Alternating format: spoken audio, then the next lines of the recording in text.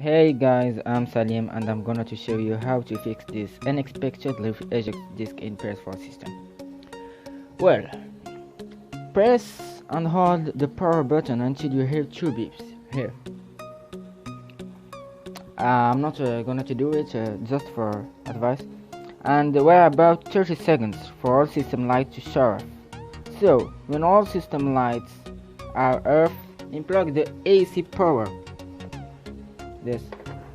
Unplug the AC power cable and wait for at least 3 minutes.